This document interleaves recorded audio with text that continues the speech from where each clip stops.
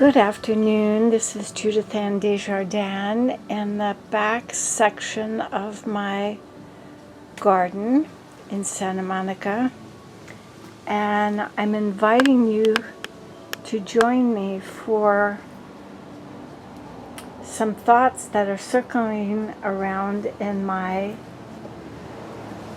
brain, body, spirit, and emotions in terms of how God might be guiding me in this new year, the end of 2024 and into 2025. So let me take a seat and share my thoughts with you.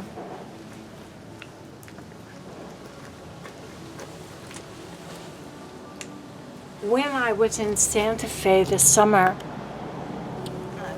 put the camera up a little bit.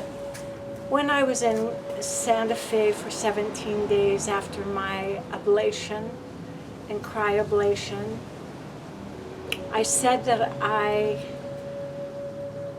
went to Santa Fe, and in those 17 days there, I felt a lot of wisdom coming into my four parts: body, mind, emotion, and spirit, from God and from that location in Santa Fe, which is a very sacred place. It's known to be a very spiritually evolved and magnetic force space in the world.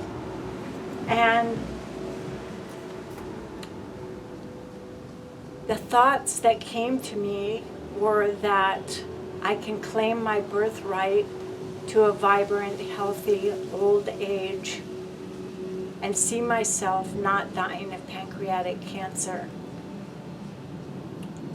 That is a huge about face compared to 5 months from January, February, March, April, May of 2024, where I had seen two very close young people that I love die from one melanoma and the other from pancreatic cancer. And that frightened me to the core, because I saw them on their deathbeds as they were having very painful, not good death experiences. It haunted me. And what happened finally when I went to Santa Fe was that all of that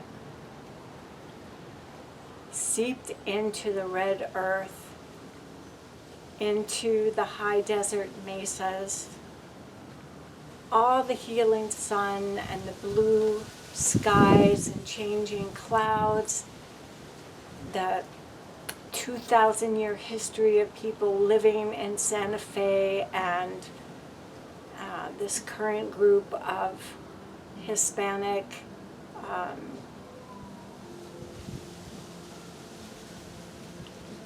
Spanish conquistadors, the Mexicans who were living there, the white people who were living there, the Native American Indians who had been living there, Navajo, and all the Pueblo tribes that had been living there. All the wisdom of those people came to me, and God said, "You don't have to die from pancreatic cancer. I am going to give you, with the open spirit, some new insight and wisdom. And in me giving it to you and you applying it to yourself, 2025 is going to be a big year of you sharing some of this wisdom."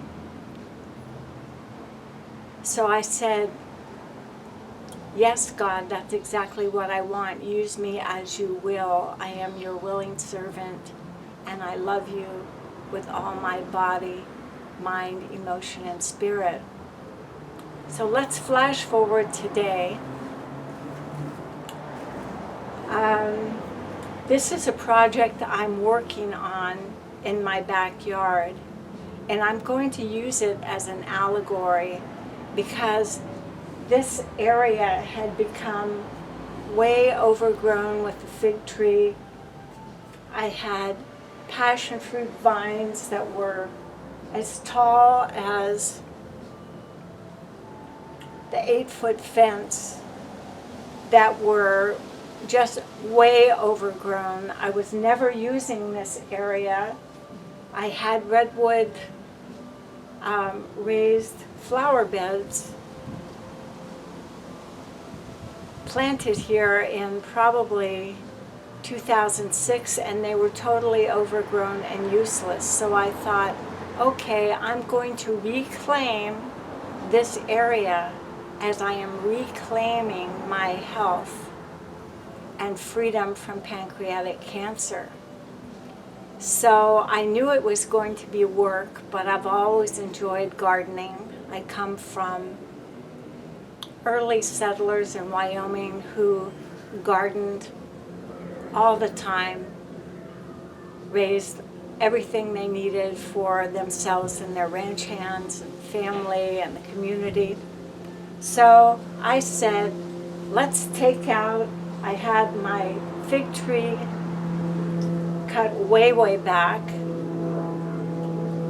I pulled out all the passion fruit, and I went to my Armstrong's nursery and I picked out plants that are pollinators for bees and hummingbirds. I have these beautiful plants that are climbers in red and white. I have Sylvia, which is like lavender, but it's more purple. I have these beautiful yellow Gaillardia, Mesa Peach. And I had hard soil. Let me take you over to my flower bed and show. I had extremely hard soil in there because when the crew that built my back fence behind my back were filling all the bad soil into these flower boxes so that they didn't have to cart it away in their trucks. And so I have spent 2 days softening the soil so that I could dig in there with my large and small, can't even think of the word, shovels. You will see all of these vines that were in there. Now, the allegory starts here. Let's say that you are first diagnosed with cancer or you have metastatic cancer and you have these vines of cancer growing in your body. And how do we get rid of the cancer and then plant beautiful new plants with proper soil and giving them sun and water and all the things they need to flourish? We have to get in there by various means. If you're a cancer patient, you probably had surgery, you probably have radiation, maybe chemotherapy, maybe immunotherapy. I've had 2 ablations, 1 cryoablation to try to get rid of the cancer, and yet it still keeps floating around in my body. So I thought, wouldn't it be wonderful to start having some workshops on a really small scale, 1 or 2 patients in whatever phase of treatment they're in, and bringing them into my holistic world that treats body, mind, emotion, and spirit. I would like to bring people into sit and meditate in the garden where you see this fig tree was severely cut down, like all the branches were cut down, and yet it's producing new healthy shoots all over the place. Now this, I believe, is what our bodies were designed to do by God, to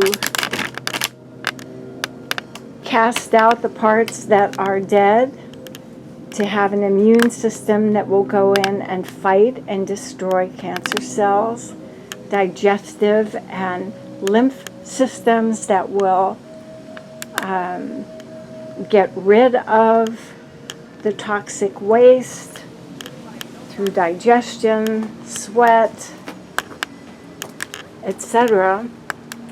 And so this is what's on my mind and my agenda for 2025, that I will start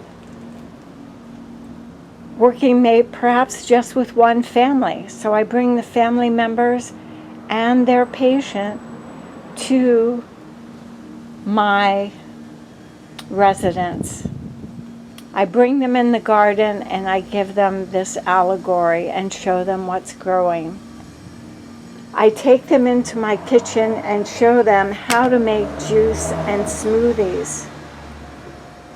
This morning, as I left my oncologist's office and was going through the waiting room, I found this beautiful, very frail, elderly woman who was very, very sunken in her body, had short little hair from the chemotherapy. She was sitting in a wheelchair, and I think probably her grandson was taking her there. And the Spirit drew me to this lady as I was exiting. I went up to her and I hugged her. I didn't ask, I just hugged her. I looked into her face and she sighed with relief. I said, "This is a tough place, isn't it?" I said, "I've been here." The grandson said, "What type of cancer do you have?" I said, "I am 4 years with pancreatic cancer." And she looked at me with large eyes and he said, "Her original cancer has spread to her pancreas." And I said, "Don't worry. I had 40% of my pancreas removed, and I am taking digestive enzymes to help me absorb the nutrition from the food that I'm eating. And there are many people who have no pancreas at all, and they're doing very well." And she looked at me like, "Oh my goodness, I had no idea that was possible." I kissed her on the cheek and patted her little head, and I held her hand, and she recoiled. She said, "So cold, my hands are very cold." I said, "I would be a good one to take into your chemotherapy session, to be a cool cloth or hand on your head." And she laughed. So I said to her son, "Let me give you my website that's about dealing with body, mind, emotion, and spirit." He gave me his phone. I quickly typed it in, and he said, "We will look at it." My heart was so full of desire to work with people like this, who are on the brink of giving up, who are so frail and don't think they can recover. I do believe that the approach that God has given me over and over of treating body, mind, emotion, and spirit in a very organic way can save countless lives, end needless suffering and depression. And so these are the thoughts that are swimming around me as I rebuild my beautiful garden out here. This is what I want to do. I want to provide small workshops where I teach juicing, where I teach making smoothies, baking or cooking healthy, nutritious food. I want to have meditation sessions. I want to take people on excursions of exercise, whatever their ability, even if it's to just sit in a chair and be able to do movements that open the heart and the lungs and get the lungs breathing and the abdomen pulling in and exhaling oxygen, releasing carbon dioxide and toxins. I want to do this. And so this is just a trailer, I guess, for what's in store for the end of 2024 and all of 2025. Thank you. I send love and blessings and hope and affirmations and strength and God's power right through the lens to everyone out there. We can improve our clinical outcomes of cancer. Thank you so much. I love you.